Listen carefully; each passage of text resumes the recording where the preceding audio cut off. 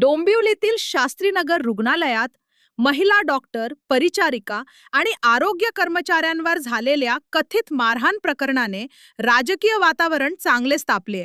राष्ट्रवादी काँग्रेस, शरद पवार गटचे आमदार रोहित पवार आणि शिवसेना उद्धव बाळासाहेब ठाकरेचे नेते आदित्य ठाकरे यांनी रुग्णालयाला भेट देत आरोपी नगरसेवक रमेश म्हात्रे यांच्या तात्काळ अटकेची मागणी केली आहे. शास्त्रीनगर रुग्णालयातील डॉक्टर आणि आरोग्य कर्मचाऱ्यांवरील कथित मारहाणीच्या घटनेनंतर आमदार रोहित पवार यांनी रुग्णालयात जाऊन पीडितांची भेट घेतली.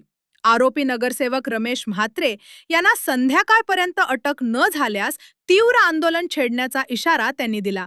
यावेळी रोहित पवार यांनी आरोग्यमंत्री, स्थानिक लोकप्रतिनिधी आणि खासदारांनी रुग्णालयात येऊन डॉक्टरांना पाठबळ का दिले नाही असा सवाल उपस्थित करत सत्ताधाऱ्यांवर टीका केली. माझं तर मत आहे, पोलिसांना सांगतो आणि या सरकारलाही सांगतो, गाडीत जाऊन त्याला पकडण्यापेक्षा त्याची धिंड काढा रस्त्यावरनं कपडे काढून अंडरवेअरवर आणि बनियनवर. मग कुठंतरी एक संदेश जाईल अख्ख्या महाराष्ट्रामध्ये. जर नगरसेवक असला काय, नेता असला काय, गुंड असला काय, गरिबावर अन्याय झाला नाही तर सेवकांवर अन्याय झाला तर आम्ही अशाच पद्धतीने वागतो. एवढी आहे का हिंमत या सरकारमध्ये?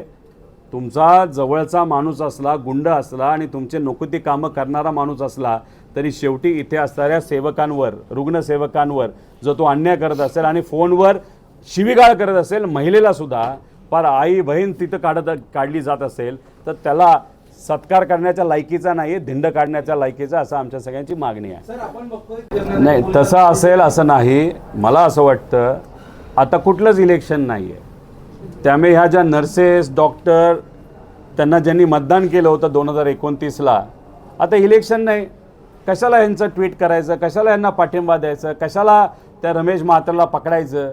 3 वर्ष आहेत, 3 वर्षानंतर आपण बघू आणि जर काही आकडा कमी पडला आमदारांचा विकत घेऊ, अशी भूमिका भाजपच्या प्रमुख नेत्यांची असावी. खरं तर माझी अपेक्षा होती इथे असणारे जे इतर मोठे नेते आहेत, म्हणजे मी समजू शकतो एकनाथ शिंदे साहेबांची तब्येत नरम आहे, अडचणीचे, ते लवकरात लवकर बरे व्हावे, त्यांच्याबद्दल मी बोलत नाही. पण बाकीच्या नेत्यांना याला काय होतंय? आला का इथं कुठला तुमचा आरोग्यमंत्री, नाही तर कुठला राज्यमंत्री आला का इथं असणाऱ्या आमच्या नर्सेसचा पाठबळ देण्यासाठी, पाठिंबा देण्यासाठी? नाहीतर श्रीकांत शिंदे आले का इथं पाठबळ देण्यासाठी? रवींद्र चव्हाण पण इथे असतात. इलेक्शन आलं तर एकामेकाच्या विरोधात खेळी करतात आणि सामान्य लोकांच्या जीवनाचा खेळ झाला तर रवींद्र चव्हाण साहेब येत नाहीत. रवींद्र चव्हाण तर कोण आहेत? राज्याचे भाजपचे प्रदेश अध्यक्ष आहेत आणि त्यांचा मतदारसंघ आहे. म्हणजे हे ते जर इथून मतदारसंघातून निवडून येत असतील 4थी वेळ, तर मग ह्या लोकांनी तुम्हाला निवडून दिलं आणि तुमच्याच मतदारसंघात हा विषय होऊन तुम्ही जर येत नसताल आणि तिथं प्रचारामध्ये तुम्ही व्यस्त असाल तर मग लोकांनी 5व्यांदा तुम्हाला 100% निवडून दिलं नाही पाहिजे, अशी आमची भूमिका आहे. दरम्यान आदित्य ठाकरे यांनीही या प्रकरणात तीव्र भूमिका घेत महिला डॉक्टरांशी गैरवर्तन व मारहाण करणाऱ्या आरोपीवर तात्काळ कारवाई करून त्यांचे नगरसेवक पद रद्द करावे, तसेच भविष्यात निवडणूक लढवण्यास अपात्र ठरवावे अशी मागणी केली.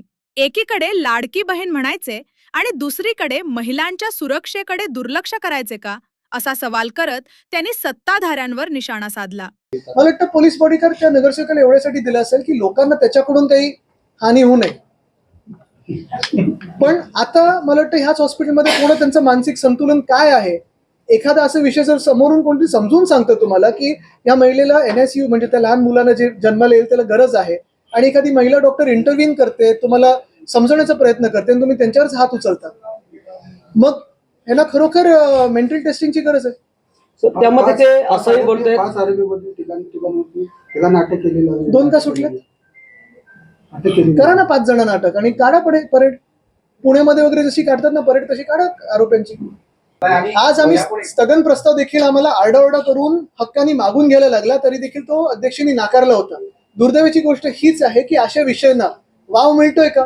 आता आम्ही आंदोलन करतोय, सगळं काही करतोय.